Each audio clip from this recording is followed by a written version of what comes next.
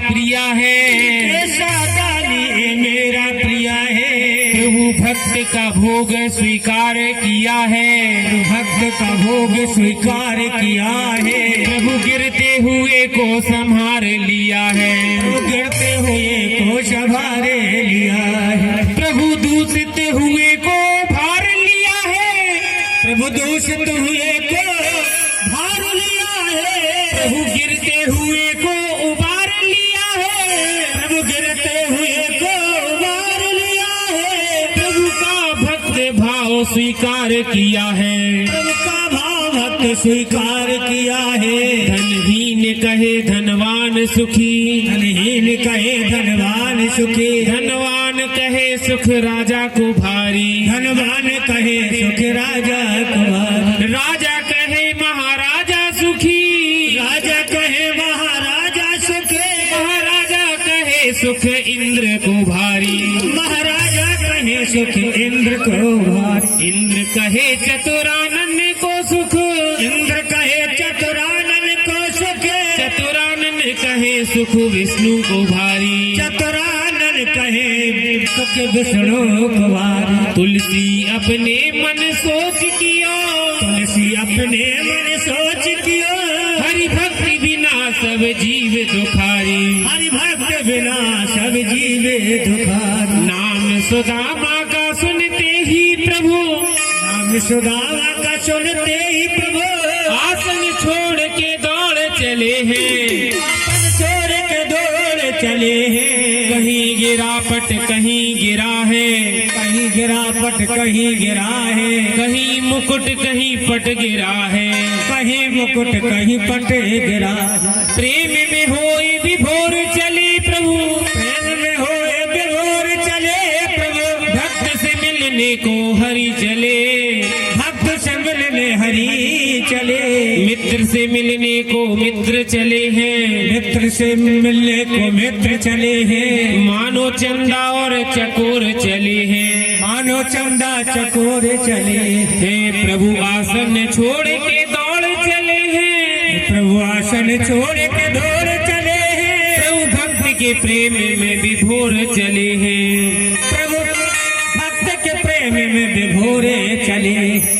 इस प्रकार से भगवान ने सुदामा जी की बहुत सेवा भाव से सेवा की है। जब सुदामा जी चलने लगे हैं तो चलते समय सुदामा जी ने अब वह पत्र भी भगवान को दिया है जो सुदामा को उनकी पत्नी सुशीला ने दिया था। तो भगवान ने भी कह दिया भाभी से कहना होनी। क्या कहा था सुशीला जी ने? सुशीला जी ने कहा था एक मास दो पक्ष में दो एकादशी हो। जय हो। एक मास दो पक्ष में दो एकादशी हो। सो प्रभु दीन दयाल ने नित्य प्रतिदिन इसका उत्तर लिख के देते हैं। कहते हैं मित्र भाभी से कहना होनी थी सो हो गई, होनी थी सो हो गई, पर अब न ऐसी हो। भाभी तेरे भवन में नित्य एकादश नित्य द्वादशी हो। जय हो। नित्य द्वादशी हो। जय हो। भाभी से कहना। तो आज देखिए द्वादशी यानी द्वादशी को पूजन करना आवश्यक होता है, इसलिए अब आपके घर में प्रतिदिन द्वादशी होगी। भगवान की आज्ञा पा करके सुदामा जी वहां से चल दिए, लेकिन सुदामा जी को भगवान ने कुछ भी भेंट नहीं दिया। सुदामा जी मन में सोचते हैं भगवान ने मुझे कुछ नहीं दिया, अरे थोड़ा बहुत दे देते, लेकिन फिर सोचते हैं अरे ठीक नहीं दिया, दिया तो दिया, ठीक नहीं दिया, कहीं दे देते तो शायद मुझे अहंकार हो जाता, घमंड हो जाता। तो रास्ते में सोचते जाते हैं। क्या कहते हैं सुदामा जी? सुखदेव जी कहते हैं हे राजन, क्वा हम दरिद्र पापिया, क्वा कृष्ण श्री के बंधोरिति स्महं बाहुभ्यां परिरम्भिता। क्वा हम दरिद्र, क्वा हम दरिद्र। मैं कितना दरिद्र था, कितना गरीब था, और पापी यानी कितना पापी हूँ। और भगवान श्री कृष्ण के निकेतन में जाकर के हम दरिद्रम क्वा कृष्ण निकेतन, जब भगवान के निकेतन में पहुंचा, सभी लोग ध्यान से सुने, बहुत अच्छा प्रसंग है। इसके बाद में अभी एकादश स्कंद की थोड़ी कथा होगी, फिर हम द्वादश स्कंद में पहुंचेंगे। कथा मार्मिक है, कृपया ध्यान से सभी माताएं ध्यान से सुनिए। देखिए भगवान के बारे में सोचते हुए सुदामा जी सोचते हैं, क्वा हम दरिद्र पापियान, हे भगवान मैं कितना दरिद्र था और कितना पापी था, और उस दरिद्र और पापी मुझको देख करके भगवान ने इतना जानकर भी मुझे अपने सिंहासन पर बिठाया, उस पलंग पर बिठाया जिस पर वो रुक्मणी मैया के साथ में बैठते हैं, उस पलंग पर मुझको बिठाया। ब्रह्म बंधुरिति स्म हम, और मुझे जान करके मुझे अपनी बाहों से स्वयं भगवान ले गए। निवासितः प्रिया जुष्टे पर्यंको भ्रातरो यथा, महिष्या बीजतः श्रांतो बालव्यजन हस्तया।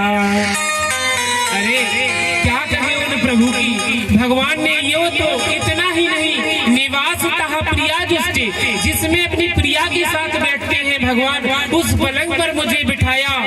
पर्यंके भ्रातरो यथा, जिसमें उनके भाई भी नहीं बैठते हैं, जिस पर बैठने के लिए उनके पुत्रों की भी अनुमति नहीं है, उस पलंग पर मुझको बिठाया जिस पर उनके भाइयों को भी अनुमति नहीं है बैठने के लिए। और क्या कहे, महिष्या बीजतः श्रांतो, महिष्या माने क्या होता है, महिष्या माने होता है महिषी, महिषी मतलब पत्नी। उनकी पत्नियों ने ब्रीजतः यानी बीज न डुलाया, ब्रीजतः श्रांतो, बड़ी अच्छी धीरे धीरे हवा की उनके ऊपर, बीजतः श्रांतो बालव्यजन हस्तया, जिनसे अपने बालकों को भगवान खिलाते हैं, जिनसे रुक्मणी मैया अपने बालकों को खिलाती है, उन हाथों से बीज न डुलाया, उन हाथों से मेरी पीठ में साबुन लगाया, मुझे मालिश की, उबटन लगाया। कहते हैं सुदामा जी क्या कहूँ, कितना कहूँ भगवान तुमने क्या नहीं किया। शुश्रूषया परमया पाद संवाहना दिवी, भगवान ने स्वयं अपने हस्त कमल से, जिनका हस्त कमल बड़े बड़े अमलात्माओं बिमलात्माओं को लाखों वर्ष तप करने पर भी प्राप्त नहीं होता इनका वरदस्त, उनने अपने पांव हमारे पैरों को दबाया। पाद संवाहना भी, पाद यानी पैरों को भी भगवान ने दबाया है। और पूजितो देव देवेन विप्र देवेन देववत, और ब्राह्मण देवता समझ करके मेरा कितना सम्मान किया। और स्वर्गाप वर्गयो पुंसा रसायाम विसंपदा, सर्वसामपि सिद्धीनां मूलम तच्चरणार्चनम। तो भगवान ने जिनके स्वर्ग मोक्ष पृथ्वी और रसातल की संपत्ति सब जिनके हाथ में है, उन्होंने मेरे चरणों की धूल छुटाई। कोई उठना नहीं, देखो सभी लोग को बैठना है, अभी कथा आज आखिरी कथा है, कोई उठेगा नहीं। थोड़ा सा इतना आज और साथ दे दो, आपका बड़ा एहसान होगा। कोई उठना नहीं, थोड़ा सा बस समय चाहिए, बस ज्यादा कुछ नहीं मांगेंगे। पैसे ना हो नहीं, कुछ भी नहीं चढ़ाना, जरूरी नहीं है, चावल चढ़ा दिए काफी है, बस समय का दान आप हमें कर दो थोड़ा सा। देखिए तो कहते हैं सुदामा जी अपना समझ करके भगवान ने शायद अपनो अधनो अयम धनम प्राप्य माधवच्चेन्यो न स्मरेत इति कारणिको नूनम धनम मे भूरि नादरात्, इसीलिए शायद धन नहीं दिया है कि कहीं ऐसा ना हो कि ये ब्राह्मण देवता धन पा करके कहीं उन्मत्त ना हो जाए, मुझे भूल ना जाए। तो भगवान कहते हैं कि यस्याम गृह्णामि हरणे तद धनम सनहे सनहे तदो अधनम त्यज्यन्त्य सजना दुख दुखितम। भगवान कहते हैं जिस पर मैं कृपा करता हूँ उसके सारे धन को मैं छीन लेता हूँ। ध्यान रखना सभी भैया, ध्यान रखना कि देखो भगवान क्या कहते हैं। भगवान कहते हैं जिस पर मैं कृपा करता हूँ उसका मैं सारा धन छीन लेता हूँ। और उसका सब धन धीरे धीरे छीन लेता हूँ। जब मैं निर्धन होता है तब उसके सगे संबंधियों को भी उससे छुड़ा देता हूँ। जब सगे संबंधी भी उससे छूट जाते हैं तब वह उस दुख की चिंता ना करके जब सब कुछ उसे सब लोग उसे छोड़ देते हैं तब भगवान उसको अपनाता है। तो भगवान की ये कृपा होती है। यदि हमारे जीवन में दुख आए तो कभी मत घबराना। दुख आने पर कभी भी अपने आप की हिम्मत को कभी हारना नहीं। कहीं भी दुख मिले, चाहे बच्चों से दुख मिले, चाहे पति से मिले, चाहे परिवार में मिले, चाहे समाज से मिले, अरे दुख है आने दो। दुख का दूसरा पहलू है सुख। जब दुख आया है तो सुख भी आएगा, तो इसका इंतजार करो। भगवान का प्रसाद मान करके दुख को स्वीकार करो। देखो कुंती माता को कितने दुख आए थे, इतने दुख आपने सहन किए। कुंती माता ने कितना दुख सहा, और कोई होता तो आत्महत्या कर लेती। द्रौपदी ने कितना दुख सहन किया, कितना भारी अपमान हुआ, फिर भी दुख सहन किया। तो ये दुख सुख आते रहते हैं, लेकिन दुख को और सुख को भगवान का प्रसाद समझ करके कभी उसमें घबराना नहीं चाहिए। इसलिए भगवान कहते हैं कि मैं सब पर कृपा करता हूँ। और सुदामा जी सुदामापुरी में पहुंचे तो क्या देखते हैं, वैसोई राज समाज बजो, वैसोई राज समाज बने, गजबाजी घने मन भ्रम संभ्रम छायो, केंदो पर्यो कहीं मार्ग धूली की फेर के मैं अब द्वारिका आयो। भवन बिलोक को मन लोचत, सोचत है सब गांव मझायो, और पूछत पाड़े फिरे सब सो पर झोपड़ी को कहूँ खोज न पायो। पूरे गांव में खो जाते हैं लेकिन वह झोपड़ी नहीं मिलती है। क्या कहते हैं, कह वह टूटी सी छानी हती, कई कंचन की अब धाम सुहावत। कंचन के धाम बने हुए, स्वर्ण के बड़े बड़े शिखर लगे हुए हैं। वहां पर देखा तो उनकी पत्नी खड़ी हुई है। सुशीला ने उनको देखा है। जैसे ही सुदामा जी को देखा तो सुदामा जी को देख करके वह बाहर आई, आवाज सुनी, पास में आकर के उनसे कहा, हे पतिदेव मैं तुम्हारी सुशीला हूँ, क्या तुम मुझे नहीं पहचान रहे हो? सुदामा ने कहा, लग तो रहा है तुम्हारी ही जैसी थी, मेरी पत्नी मिल नहीं रही है। अरे मैं ही हूँ, उन द्वारकाधीश की कृपा जो हुई है, उन्हीं की कृपा से ये सब वैभव प्राप्त हुआ है। प्रभु आप अंदर आइए, अपना राजपाट ग्रहण कीजिए। सुदामा जी कहते हैं जब उन्होंने सब कुछ दे दिया तो मुझे कुछ नहीं चाहिए। वह वन के लिए जाने लगते हैं। द्वारकाधीश भगवान आए और आकर के उनको महल में विराजमान किया, उनका अभिषेक किया है। और सुदामा मन में सोचते हैं कि के पग में पन ही नहती, कहीं ले गजराज उठाड़े महाबत, भूमि कठोर पे रात कटे गए, कोमल सेज पे नींद न आवत। ये जुर तो नहीं कोद सवा, प्रभु के प्रताप से दाख न भावत। ऐसा सुदामा जी को वैभव मिला है। ये भगवान की याद में उनको कुछ भी अच्छा नहीं लगता है। भगवान का स्मरण करते हुए, ध्यान करते हुए सुदामा जी ने अपना जीवन निकाला है। फिर सुखदेव जी महाराज राजा परीक्षित से कहते हैं, राजन ध्यान से सुनिए। इधर भगवान ने पूरी पृथ्वी का भार उतारा। भार उतारने के बाद भूभार राज प्रतना यदो फिर विरस्य गुप्ते स्वबाहु धीर चंती यद प्रमेय मन्ये अवनेर्मनो गतो अप्यगतम ही भार यद्यादवम कुल महो अभिमासदे। भगवान श्री कृष्ण ने बलराम जी तथा अन्य यादवों के साथ मिलकर बहुत से दैत्यों का संहार किया। कुरुक्षेत्र के युद्ध रूपी यज्ञ में आदताई यादवों की और राक्षसों की उन्होंने बलि दी है, और अपने बाहुबल से सुरक्षित यदुवंशियों के लिए पृथ्वी को भार दूर किया है, और उनकी सेना का विनाश करके भगवान ने अब विचार किया कि कहीं ये यदुवंशी सभी अभी पूरी पृथ्वी का भार तो दूर हो गया है, लेकिन इन यादवों के भार से अभी पृथ्वी ज्यादा पीड़ित है, क्योंकि इन्हें अहंकार हो गया है। भगवान के जन्म होने के कारण उन यदुवंशियों को जब अहंकार हो गया तो भगवान ने एक दिन सभी यादवों को बुलाया और अपने पुत्रों को बुला करके सभा में कहा, बेटा किसी का अपमान मत करना, किसी साधु का तिरस्कार मत करना, किसी ब्राह्मण का अपमान मत करना। कभी यदि अपमान सम्मान नहीं कर सको तो इतना जरूर रखना कि कोई पीले वस्त्र पहने हुए, कोई साधु महात्मा वाले वस्त्र पहने हुए यदि कोई आ जाए भगवा वस्त्र पहने हुए तो उसका कभी अपमान मत करना। यदि सम्मान ना कर सको तो सम्मान ना करना, लेकिन अपमान भी ना करना। ये भगवान ने समझाया तो जितने भी बालक थे उनमें सांब हंसने लगा। सांब ने कहा ये पिताजी तो ऐसे ही बकते रहते हैं, इन्हें कोई काम नहीं है, जब देखो जब धर्म की अधर्म की बात, धर्म और अधर्म की चर्चा ही करते रहते हैं। और इस प्रकार से हंस के टाल दिया।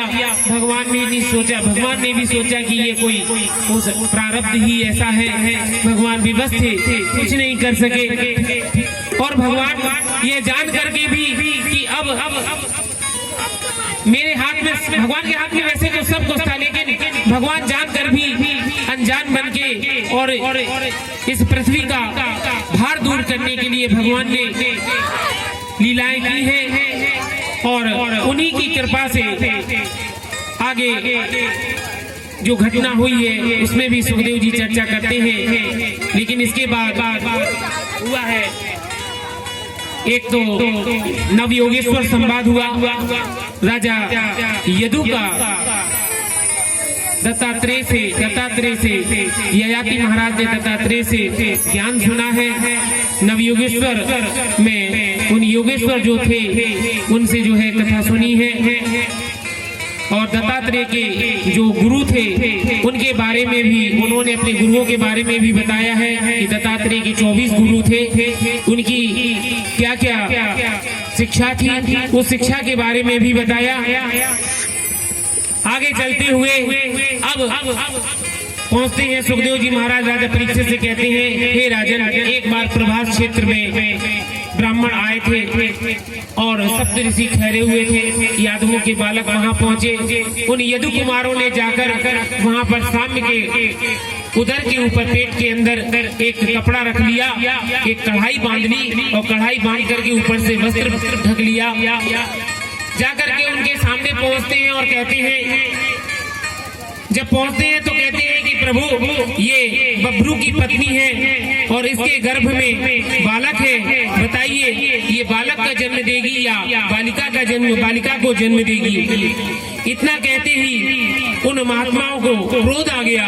उन्होंने कहा कि अरे दुष्ट यदुवंशियों, तुमने जो है इतना बड़ा मजाक किया है, क्योंकि उसमें दुर्वासा, देवल और गौतम, नारद, बड़े बड़े भृगु, वशिष्ठ, च्यवनश्च, गौतमो, मेधातिथि, देवल, देवरातो, रामस तथा गादि, सुतश्च, साकलो, मृकंड पुत्रो, अत्रिज, पिप्पलादा, छाया सुको, योगेश्वरो व्यास, पारा सरोचा, छाया सुको, जाजली, जन्नु मुखिया। सभी ऋषिगण बैठे हुए थे। उनके सामने इतना घोर मजाक सुन करके उनको बड़ा क्रोध आया। दुर्वासा ऋषि ने कहा, अरे मूर्ख यदु कुमारो, तुम्हारे इस जिसको तुम कह रहे हो इसके गर्भ से एक लोहे के मूसल को ये जन्म देगा, उससे तुम्हारे सारे यदुवंशियों के नाश का कारण बनेगा। जैसे घट के सुना है, बेचारों के मुख मलिन हो गए, आंखों से